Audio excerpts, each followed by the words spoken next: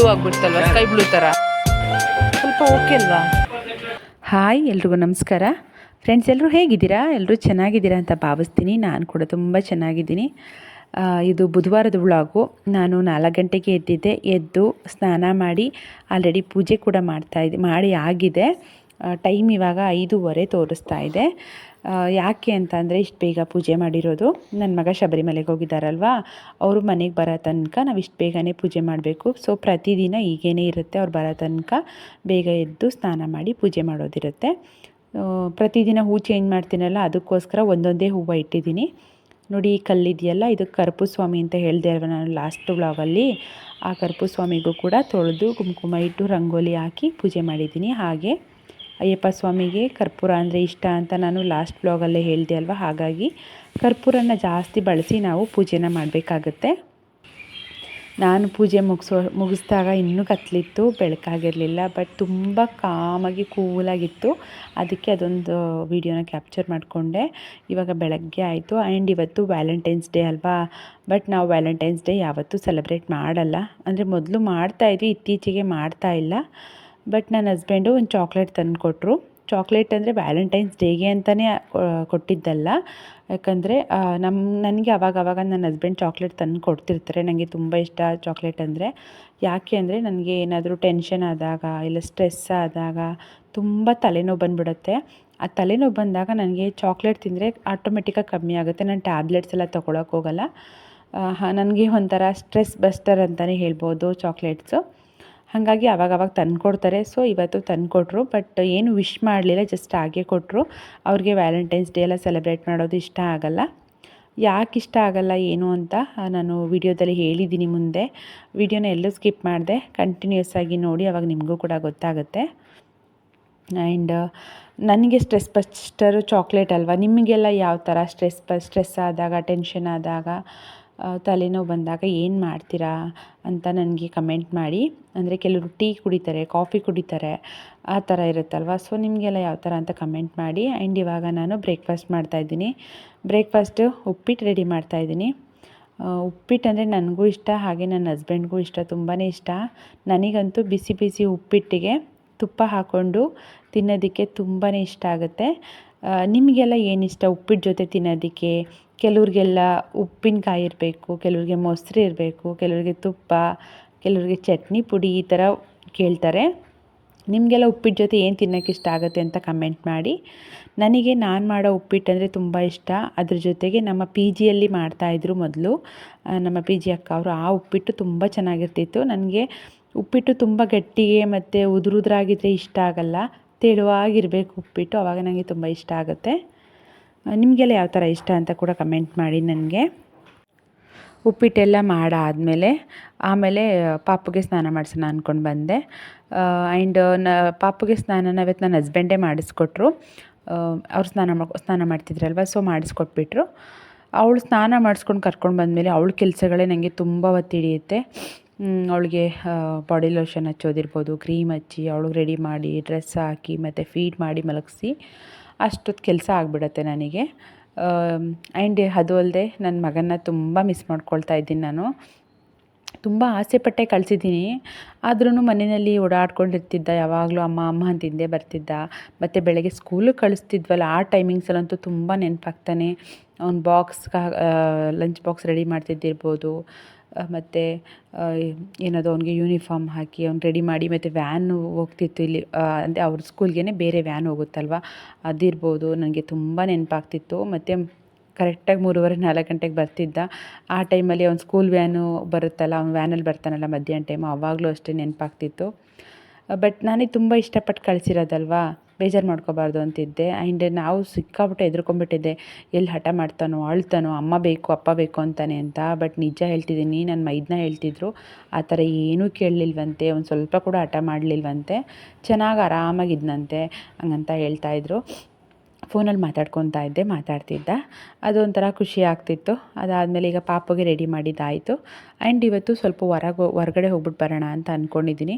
Husband ಡ್ಯೂಟಿಗೆ ಹೋಗಬೇಕು ಅಂತ ಹೇಳಿದ್ರು. ಡ್ಯೂಟಿ ಮುಗಿಸ್ಕೊಂಡು ಬರ್ತೀನಿ, ಮಧ್ಯಾಹ್ನ 1 ಅವರು ಲಂಚ್ ಅವರಲ್ಲಿ ಫ್ರೀ ಮಾಡಿಕೊಂಡು ಆವಾಗ ಕರ್ಕೊಂಡು ಹೋಗ್ತೀನಿ ಅಂತ ಹೇಳಿದ್ರು. ಅದಕ್ಕೆ ನಾನು ರೆಡಿ ಆಗಬೇಕು. ಅಷ್ಟರಲ್ಲಿ ಪಾಪನ ಬ್ರೇಕ್ಫಾಸ್ಟ್ ತಿನ್ನಿಸಿ ಅವಳಿಗೆ ಮಲಗಿಸ್ಬಿಟ್ರೆ ಆಮೇಲೆ ನಾನು ರೆಡಿ ಆಗ್ಬೋದಲ್ಲ ಅಂತ ಅಂದ್ಕೊಂಡು ಅವಳನ್ನ ರೆಡಿ ಮಾಡ್ತಾಯಿದ್ದೆ. ಎಲ್ಲಿಗೆ ಹೋಗ್ತಾ ಇದ್ದೀನಿ ಅಂತ ಹೇಳಿದ್ರೆ, ಪಾಪದ್ದು ನಾಮಕರಣ ಇದೆ ಮುಂದಿನ ತಿಂಗಳು. ನಾನು ನಿಮಗೆ ಲಾಸ್ಟ್ ಬ್ಲಾಗಲ್ಲಿ ಹೇಳಿದ್ದೆ ಮಾರ್ಚ್ ತಿಂಗಳಲ್ಲಿ ಬರ್ತಡೇ ಮತ್ತು ನಾಮಕರಣ ಒಟ್ಟಿಗೆ ಮಾಡ್ತೀವಿ ಅಂತ. ಹಾಗಾಗಿ ಅವಳಿಗೆ ಸ್ವಲ್ಪ ಬಟ್ಟೆನ ಕಸ್ಟಮೈಸೇಷನ್ ಮಾಡಿಸೋದಿತ್ತು. ಅದಕ್ಕೆ ಅಲ್ಲಿ ಮೀನಾ ಬಜಾರಲ್ಲಿ ಚೆನ್ನಾಗಿ ಎಲ್ಲ ಥರ ಕಲೆಕ್ಷನ್ಸು ಸಿಗುತ್ತೆ ಅಂತ ಹೇಳಿದ್ರು. ಹಾಗಾಗಿ ಅಲ್ಲಿಗೆ ಹೋಗೋಣ ಅಂತ ಅಂದ್ಕೊಂಡಿದ್ದೀನಿ. ಗೊತ್ತಿಲ್ಲ ಹೋಗಿ ಯಾವ ಥರ ಸೆಲೆಕ್ಟ್ ಮಾಡ್ತೀನಿ ಏನಂತ ಒಂದು ಸ್ವಲ್ಪ ಕೂಡ ಐಡಿಯಾ ಇಲ್ಲ. ಅಲ್ಲಿಗೋಗಿ ಸ್ವಲ್ಪ ರೆಫರೆನ್ಸ್ ನೋಡಿಕೊಂಡು ಮಾಡಬೇಕು. ಇವಾಗ ಹಸ್ಬೆಂಡ್ ಡ್ಯೂಟಿಗೆ ಹೋದರು. Friends, welcome back. Already time ಇಲ್ಲಿ ಗಡಿಯಾರ ನಿಂತೋಗ್ಬಿಟ್ಟಿದೆ. ಶೆಲ್ ಹಾಕಬೇಕು. 10:30 ಆಗಿದೆ ಟೈಮು ಬೆಳಗ್ಗೆ. ನನ್ನ ಹಸ್ಬೆಂಡು ಡ್ಯೂಟಿಗೆ ಹೋದ್ರು, ಆವಾಗಲೇ ಹೋದರು. ತಿಂಡಿ ತಿಂದ್ಬಿಟ್ಟು ಹೋದರು. ಪಾಪಗೂ ಕೂಡ ಉಪ್ಪಿಟ್ಟು ತಿನ್ನಿಸ್ದೆ. ಉಪ್ಪಿಟ್ಟು ತಿಂದಮೇಲೆ ಮಲ್ಕೊಂಡಿದ್ದಾಳೆ. ಅವಳಿಗೆ ಆರಾಮಾಗಿ ತಿಂತಾಳೆ. ನಾವೇನು ತಿಂಡಿ ಮಾಡ್ತೀನಿ ಬ್ರೇಕ್ಫಾಸ್ಟು ಅದನ್ನೇ ಕೊಡ್ತಿದ್ದೀನಿ. ತಿಂತಾಳೆ ಇಷ್ಟಪಟ್ಟು. ಉಪ್ಪಿಟ್ಟಿಗೂ ಏನು ಅಂತ ಖಾರ ಏನು ಹಾಕಲ್ಲ ನಾನು, ಹಾಗಾಗಿ ತಿಂತಾಳೆ. ನಂದು ತಿಂಡಿ ಆಯಿತು. ಇವಾಗ ಬಟ್ಟೆ ಮಡಚಿಡಬೇಕು. ತುಂಬ ಬಟ್ಟೆಗಳಾಗ್ಬಿಟ್ಟಿದೆ. 4-5 ದಿನದಿಂದ ನಾನು ಬಟ್ಟೆನೇ ಮಡಚಿಲ್ಲ. ಹಾಗೆ ಸ್ವಲ್ಪ ಬೆಳಗ್ಗೆ ಎಲ್ಲ ಸ್ನಾನ ಮಾಡಿದ ಬಟ್ಟೆನ ವಾಷಿಂಗ್ ಮಿಷಿನ್ಗೆ ಹಾಕಿದ್ದೀನಿ. ಅದನ್ನು ವಾಶ್ಗೆ ಹಾಕಬೇಕು. ವಾಷಿಂಗ್ ಮಿಷಿನ್ಗೆ ಹಾಕಿದ್ದೀನಿ. ಅದು ವಾಶ್ ಆದಮೇಲೆ ಒಣಗಾಕಬೇಕು. ಆ್ಯಂಡ್ ಇವತ್ತು ಫೆಬ್ರವರಿ 14th ವ್ಯಾಲೆಂಟೈನ್ಸ್ ಡೇ. ಎಲ್ಲ ಕಡೆ ಸೆಲೆಬ್ರೇಟ್ ಮಾಡ್ತಿದ್ದಾರೆ. ಬಟ್ ನಾವು ಮಾಡ್ತಿದ್ವಿ ಮೊದಲು. ಮದುವೆಯಾದ ವಸ್ತ್ರಲ್ಲೆಲ್ಲ ಕೇಕೆಲ್ಲ ತಂದು ಕಟ್ ಮಾಡ್ತಿದ್ವಿ. ನೈಟು ಮಿಡ್ನೈಟಲ್ಲಿ ವಿಶ್ ಮಾಡ್ತಿದ್ವಿ. ಈ ಥರ ಇತ್ತು, ಚೆನ್ನಾಗಿರ್ತಿತ್ತು. ಇವಾಗ ಒಂದು 3 to 4 ಇಯರ್ಸಿಂದ ನಾವು ನಿಲ್ಲಿಸ್ಬಿಟ್ಟಿದ್ದೀವಿ. ಬೇಡ ಅಂತ ಹೇಳಿ ಸೆಲೆಬ್ರೇಷನ್ ಥರ ಏನು ಮಾಡಲ್ಲ. ಮತ್ತು ಜಸ್ಟ್ ಅಂದರೆ ನನ್ನ ಹಸ್ಬೆಂಡ್ ಚಾಕ್ಲೇಟ್ ಕೊಡ್ತಾರೆ ಅಷ್ಟೇ ಯಾವಾಗಲೂ. ನಾನು ಅವ್ರಿಗೊಂದು ಚಾಕ್ಲೇಟ್ ಕೊಡ್ತಿದ್ದೆ, ಅವ್ರು ನಂಗೆ ಚಾಕ್ಲೇಟ್ ಕೊಡ್ತಾರೆ ಅಷ್ಟೇ. ಸೊ ಇವಾಗ ನಾವು ಸೆಲೆಬ್ರೇಷನ್ ಆ ಥರ ಮಾಡಲ್ಲ. ಯಾಕೆ ಅಂತ ಕಾರಣ ಎಲ್ರಿಗೂ ಗೊತ್ತಿದೆ. ಇವತ್ತಿನ ಡೇ ಬ್ಲ್ಯಾಕ್ ಡೇ ಅಂತ ಹೇಳಿದ್ದಾರೆ. ಬ್ಲ್ಯಾಕ್ ಡೇ ಯಾಕೆ ಅಂತ ನಿಮಗೂ ಗೊತ್ತು. 2019ನಲ್ಲಿ ಪುಲ್ವಾಮಾ ಅಟ್ಯಾಕ್ ಆಯ್ತಲ್ವಾ, ಅಲ್ಲಿ ನಮ್ಮ ಸೈನಿಕರುಗಳು ಎಷ್ಟು ಜನ ಹುತಾತ್ಮರಾದರು, ಅವರ ಒಂದು ಪುಣ್ಯ ಸ್ಮರಣೆ. ಇವತ್ತಿನ ದಿನ ಯಾರು ಸೆಲೆಬ್ರೇಷನ್ ಮಾಡೋದು ಅಷ್ಟು ಚೆನ್ನಾಗಿ ಅನಿಸಲ್ಲ. ಬಟ್ ನಮ್ಮ ಮನೆಯಲ್ಲಿ ನನ್ನ ಹಸ್ಬೆಂಡ್ಗೆ ಇಷ್ಟ ಆಗಲ್ಲ, ಬೇಡ ಅದು ಅಂತ ಹೇಳಿ ನಾನು ಆ್ಯಕ್ಚುಲಿ ಇವತ್ತಿನ ದಿನ ನಾವು ಮೊಬೈಲ್ಗೂ ಕೂಡ ಸ್ಟೇಟಸ್ ಹಾಕಲ್ಲ. ಅಂದರೆ ವಿಶ್ ಕೂಡ ಮಾಡಲ್ಲ ನಾವು, ನಿಜ ಹೇಳಬೇಕು ಅಂದರೆ ವಿಶ್ ಕೂಡ ಮಾಡಲ್ಲ. ಹಾಗೇನೆ ಅಷ್ಟೇ. ಹೆಂಗಿದ್ರು ಇನ್ನೊಂದು 4 days ಆದಮೇಲೆ ಹಸ್ಬೆಂಡ್ ಬರ್ತಡೇ ಬರ್ತಿದೆ. ಸೊ ಅವತ್ತೇ ನಾವು ಒಟ್ಟಿಗೆ ಮಾಡ್ತೀವಿ. ಇವತ್ತಿನ ದಿನ ನಾವು ಸೆಲೆಬ್ರೇಷನ್ ಮಾಡಲ್ಲ. ಆ್ಯಂಡ್ ನಮ್ಮ ಯಾರು ಸೈನಿಕರುಗಳು ಹುತಾತ್ಮರಾದರು, ನಮ್ಮ ದೇಶಕ್ಕೋಸ್ಕರ ನಮ್ಮನ್ನೆಲ್ಲ ಕಾಪಾಡೋಕ್ಕೋಸ್ಕರ ಅವರ ಪ್ರಾಣನ ತ್ಯಾಗ ಮಾಡಿದ್ರು, ಅವರೆಲ್ರಿಗೂ ಭಗವಂತ ಆತ್ಮಕ್ಕೆ ಶಾಂತಿ ಕೊಡಲಿ ಅಂತ ಕೇಳ್ಕೊಳ್ತೀನಿ. ಹಾಗೆ ಅವರ ಫ್ಯಾಮಿಲಿಗಳೇನಿದ್ದಾರೆ ಅವ್ರಿಗೂ ಕೂಡ ಒಳ್ಳೆಯದಾಗಲಿ, ರಾಯರ ಆಶೀರ್ವಾದ ಅವರೆಲ್ಲ ಫ್ಯಾಮಿಲಿಗಳ ಮೇಲೂ ಇರಲಿ ಅಂತ ಬೇಡ್ಕೊತೀನಿ. ನೀವೆಲ್ಲ ವ್ಯಾಲೆಂಟೈನ್ಸ್ ಡೇನ ಯಾವ ಥರ ಮಾಡ್ತೀರಾ ಅಂತ ನನಗೆ ಕಮೆಂಟ್ ಮಾಡಿ. ನಾವಂತೂ ವ್ಯಾಲೆಂಟೈನ್ಸ್ ಡೇ ಸೆಲೆಬ್ರೇಟ್ ಮಾಡಲ್ಲ. ಅಂದ್ಬಿಟ್ಟು ನೀವ್ಯಾರು ಮಾಡಬಾರ್ದು ಅಂತಲೂ ಏನಲ್ಲ. ಆಮೇಲೆ ಅದು ನೆಗೆಟಿವ್ ಆಗಿ ತೊಗೋಬೇಡಿ. ಅದು ಅವ್ರವ್ರು ಬಿಟ್ಟಿದ್ದು. ಕೆಲವರೆಲ್ಲ ಸೆಲೆಬ್ರೇಟ್ ಮಾಡ್ತಾರೆ, ಕೆಲವರು ಮಾಡಲ್ಲ. ಸೊ ಅದು ಅವರು ಪರ್ಸ್ನಲ್ಲು. ಬಟ್ ನಮಗಿಷ್ಟ ಇಲ್ಲ, ಅದಕ್ಕೆ ನಾವು ಮಾಡ್ತಿಲ್ಲ ಅಷ್ಟೇ, ಇನ್ನೇನಿಲ್ಲ. ನೀವೆಲ್ಲ ಯಾವ ಥರ ಮಾಡಿದ್ರಿ, ಮಾಡ್ತೀರಾ ಮಾಡಲ್ವಾ ಅದನ್ನು ಕೂಡ ನನಗೆ ಕಮೆಂಟ್ ಮಾಡಿ. ಈಗ ಪಾಪು ಮಲಗಿದ್ದಾಳೆ. ಇವಾಗ ಒಂಚೂರು ಕೆಲಸ ಮಾಡ್ಕೊಂಡ್ಬಿಡ್ತೀನಿ. ಎದ್ಬಿಟ್ಲು. ಇವಾಗ ಆಲ್ರೆಡಿ ಸಾಯಂಕಾಲ ಆಗಿದೆ. ಅಂದರೆ ಒಂದು 3:30-4 ಗಂಟೆ ಆಗಿತ್ತು. ಆದರೂ ಕೂಡ ಎಷ್ಟು ಬಿಸಿಲಿತ್ತು ಗೊತ್ತಾ. ಆವಾಗ ಹೊರಟ್ವಿ. ನಾನು ಹೋಗ್ತಾ ಹಾಗೆ ನನ್ನ ಕ್ಲೈಂಟ್ ಒಬ್ಬರಿಗೆ ಸ್ಯಾರಿಗಳನ್ನ ಕೊಡೋದಿತ್ತು.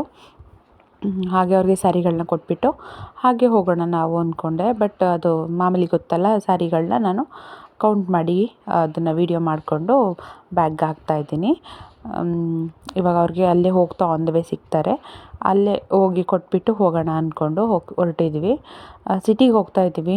ನನ್ನ ಹಸ್ಬೆಂಡ್ ಹೇಳ್ತಿದ್ರು, ಮೀನಾ ಬಜಾರ್ ಅಂದರೆ ಯಾವಾಗಲೂ ಗಿಜಿ ಗಿಜಿ ಅಂತಿರುತ್ತೆ, ನೀನು ಅಲ್ಲಿಗೆ ಹೋಗಬೇಕಾ ಅಂತ ಹೇಳ್ತಿದ್ರು. ಹೋಗಬೇಕು ಅಂತಂದೆ.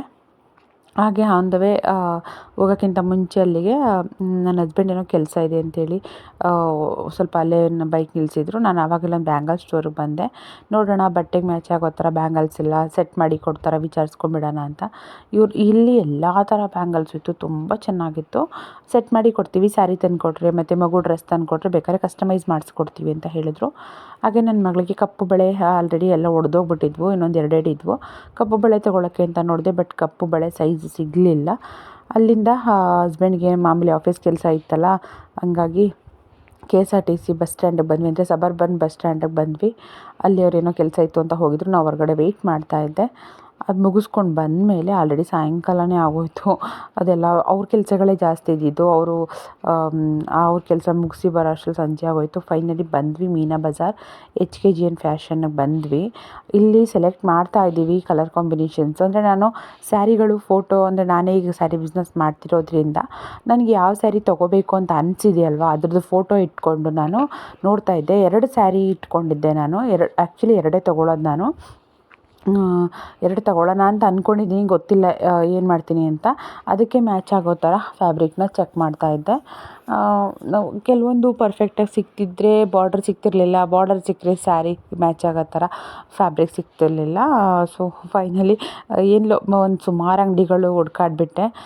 ಕೊನೆಗೆ ಅದು ಜಸ್ಟ್ ನಾವು ಹೋಗಿ ಮಾತಾಡ್ಕೊಂಡು ಬಂದಿದ್ದಷ್ಟೇ, ಎಲ್ಲೂ ಫ್ಯಾಬ್ರಿಕ್ ಏನು ತೊಗೊಳ್ಳಿಲ್ಲ. ಯಾಕಂದರೆ ಅದೇ ಟೈಮ್ಗೆ ನನಗೆ ನಾನು ಸ್ಯಾರಿ ಕಳಿಸಿದ್ದೆ, ಬುಕ್ ಮಾಡಿದ್ದೆ. ಅವರು ಸ್ಟಾಕ್ ಇಲ್ಲ, ಮತ್ತೆ ರೀಸ್ಟಾಕ್ ಆದಾಗ ಹೇಳ್ತೀವಿ ಅಂತ ಹೇಳಿದ್ರು. ಬೇಜಾರಾಗೋಯಿತು ತುಂಬ. ಅದಕ್ಕೆ ನಾನು ಇನ್ನೂ ತೊಗೊಳಕ್ಕೆ ಹೋಗಲಿಲ್ಲ. ಬರ್ತಾ ಹಾಗೆ ಇಲ್ಲಿ ಸ್ನ್ಯಾಕ್ಸ್, ಅಂದರೆ ಮೊಳಕೆ ಕಾಳು ಚಾಟ್ಸ್ ತಿಂದ್ಕೊಂಡು ಮನೆಗೆ ಸ್ವಲ್ಪ ವೆಜಿಟೇಬಲ್ಸ್ ಬೇಕಿತ್ತು, ತರಕಾರಿ ಎಲ್ಲ ಬೇಕಿತ್ತು, ಅದನ್ನೆಲ್ಲ ತೊಗೊಂಡು ಮನೆಗೆ ಬಂದ್ವಿ. ಮನೆಗೆ ಬಂದು ನೋಡಿದ್ರೆ ನಾನು ಹೋಗ್ತಾ ಪಾತ್ರೆಗಳೇನು ತೊಳೆದಿರಲಿಲ್ಲ, ಹಾಗೆ ಹೋಗಿಬಿಟ್ಟಿದ್ದೆ. ಪಾತ್ರೆಗಳು ತುಂಬ ಪಾತ್ರೆಗಳಾಗಿತ್ತು. ಸೊ ಅಡುಗೆ ಮಾಡಿಬಿಟ್ಟು ಅದ್ರ ಜೊತೆ ಅದು ಪಾತ್ರೆ ಎಲ್ಲ ತೊಳೆದು ಕಿಚನೆಲ್ಲ ಕ್ಲೀನ್ ಮಾಡಿಬಿಡೋಣ, ಹೆಂಗಿದ್ರು ಮನೆಯೆಲ್ಲ ಒರೆಸ್ಬೇಕಲ್ಲ, ಮತ್ತು ಮನೆ ಒರೆಸ್ಬೇಕು. ಏನಕ್ಕೆ ಅಂದರೆ ಮತ್ತೆ ನಾಳೆ ಬೆಳಗ್ಗೆ ಪೂಜೆ ಮಾಡೋದಿರುತ್ತೆ. ನಾನು ಮತ್ತೆ ನಾಳೆ ಬೆಳಗ್ಗೆ ಎದ್ದು ಒರ್ಸೋಕ್ಕಾಗಲ್ಲ. ಅದಕ್ಕೆ ಏನು ಮಾಡ್ತೀನಿ, ಊಟ ಎಲ್ಲ ಆದಮೇಲೆ ಕಿಚನ್ ಕ್ಲೀನ್ ಮಾಡಿ ಪಾತ್ರೆ ಎಲ್ಲ ತೊಳೆದಿಟ್ಟು ಎಂಜಲೆಲ್ಲ ಎತ್ತಿ ಆದಮೇಲೆ ಕಂಪ್ಲೀಟಾಗಿ ಮನೆಯೆಲ್ಲ ಒರೆಸಿ ಬಾಗಿಲು ತೊಳೆದು ರಂಗೋಲಿ ಹಾಕಿ ಮಲಗಿಬಿಟ್ರೆ ಬೆಳಗ್ಗೆ ಎದ್ದು ಸ್ನಾನ ಮಾಡಿ ಹೊಸ್ಲು ತೊಳ್ಕೊಂಡು ಹೊಸ್ಲಿಗೆ ರಂಗೋಲಿ ಹಾಕಿ ಪೂಜೆ ಮಾಡೋಕ್ಕೆ ಈಸಿ ಆಗುತ್ತೆ ಅಂತ ಅಂದ್ಕೊಂಡು ಮನೆಯೆಲ್ಲ ಕ್ಲೀನ್ ಮಾಡಿದೆ. ಅದು ಅಲ್ಲದೆ ಗುರುವಾರ ಆಗಿರುತ್ತೆ, ನೆಕ್ಸ್ಟ್ ಡೇ ಗುರುವಾರ ಆಗಿರೋದ್ರಿಂದ ಕಂಪ್ಲೀಟ್ ಕ್ಲೀನ್ ಮಾಡಬೇಕು, ನನಗೆ ವಾರ ಅಲ್ವಾ, ಅದಕ್ಕೋಸ್ಕರ ದೇವ್ರ ಸಾಮಾನೆಲ್ಲ ಎತ್ತಿ ತೊಳಿಬೇಕಾಗಿತ್ತು. ಅದನ್ನು ಬೆಳಗ್ಗೆನೇ ತೊಳ್ಕೊಳ್ಳೋಣ ದೇವ್ರ ಸಾಮಾನೆಲ್ಲ, ಇವಾಗ ಆಗಲ್ಲ ಅಂತ ಅಂದ್ಬಿಟ್ಟು, ಅಂದರೆ ತುಂಬ ಲೇಟಾಗಿಬಿಟ್ಟಿತ್ತು ಮತ್ತು ತುಂಬ ಟಯರ್ಡ್ ಆಗಿತ್ತು ನನಗೆ. ಸಿಟಿಯೆಲ್ಲ ಓಡಾಡ್ಕೊಂಡು ಬಂದು ಸಿಕ್ಕಾಬಟ್ಟೆ ರಶ್ಶು, ಗಿಜಿ ಗಿಜಿ ಅಂತಾರೆ ಜನ. ಈ ಬೆಂಗಳೂರಲ್ಲಿ ಹತ್ರ ಕಮರ್ಷಿಯಲ್ ಸ್ಟ್ರೀಟಲ್ಲಿ ಇರ್ತಾರಲ್ಲ ಆ ಥರ. ಆಮೇಲೆ ಈಗ ಮನೆಯೆಲ್ಲ ಕ್ಲೀನ್ ಮಾಡಿಬಿಟ್ಟು ಬಾಗಿಲು ತೊಳೆದು ರಂಗೋಲಿ ಹಾಕಿ ಮಲಗ್ತೀನಿ. ಇನ್ನು ನೆಕ್ಸ್ಟ್ ಡೇಗೆ ನನಗೆ ಈಸಿ ಆಗುತ್ತೆ ಅಂತ. ಆ್ಯಂಡ್ ಇವಾಗ ಈ ವ್ಲಾಗ್ ಕೂಡ ಇಲ್ಲಿಗೆ ಎಂಡ್ ಮಾಡ್ತಾಯಿದ್ದೀನಿ ನಾನು. ನನ್ನ ಚಾನಲ್ ಇನ್ನೂ ಯಾರಾದರೂ ಸಬ್ಸ್ಕ್ರೈಬ್ ಮಾಡದೆ ನೋಡ್ತಿದ್ರೆ ಪ್ಲೀಸ್ ಸಬ್ಸ್ಕ್ರೈಬ್ ಮಾಡ್ಕೊಂಡು ನೋಡಿ, ನನಗೆ ಸಪೋರ್ಟ್ ಮಾಡಿ. ನಾನು ನಿಮಗೆಲ್ಲ ನೆಕ್ಸ್ಟ್ ವ್ಲಾಗಲ್ಲಿ ಸಿಗ್ತೀನಿ. ಅಲ್ಲಿ ತನಕ ಎಲ್ರಿಗೂ ಬಾಯ್ ಆ್ಯಂಡ್ ಟೇಕ್ ಕೇರ್.